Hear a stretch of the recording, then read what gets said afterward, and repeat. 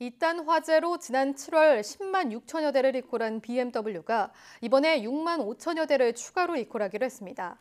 지난 리콜 대상과 같은 공정 과정에서 생산된 EGR, 즉 배기가스 재순환 장치를 교체해야 한다는 게 이유인데요. 국토부는 해당 차량의 지난 리콜 대상에서 빠진 이유를 조사하고 있습니다. 이하린 기자가 보도합니다. BMW 서비스 센터가 리콜을 받으려는 차량으로 북적입니다. 지난 7월 리콜이 시작됐지만 아직 대상 차량 10만 6천여 대의 40% 이상이 결함이 있는 EGR, 즉 배기가스 재순환 장치를 교체하지 못했습니다. 그런데 BMW가 다음 달 26일부터 6만 5천여 대를 추가 리콜하기로 결정했습니다. 일부 모델에서 EGR 쿨러 내 침전물과 흡기 다기관의 천공 현상 등 지난 리콜 대상과 같은 문제가 발견됐기 때문입니다.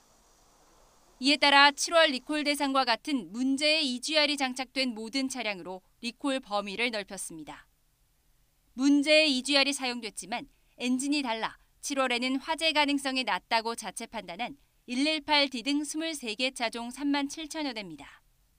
또 신형 EGR이더라도 지난 2016년 12월 이전에 생산됐다면 대부분 교체 대상입니다.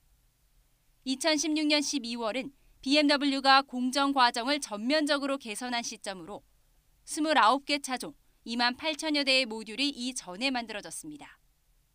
공정 최적화는 EGR 쿨러 입구 부분의 브레이징 납된 부분을 견고하게 하는 그런 조치를 통해서 냉각수 누수 발생률을 최소화하는 그런 조치가 되겠습니다. 하지만 이 차량들이 지난 시정 조치 대상에서 빠진 정확한 이유와 BMW의 조치가 적절한지에 대한 의문은 여전합니다. 리콜을 받은 차량에서도 불이 나고 전문가들의 문제 제기도 수용되지 않고 있기 때문입니다. 근데 유독 국내에서만 발생을 하는 것은 이 부품뿐만이 아니라 이걸 움직이는 알고리즘, 소프트웨어 업데이트에 대한 부분들, 특히 시스템 에러, 차를 만들 때 처음에 좀 잘못 만든 것이 아닌가라고.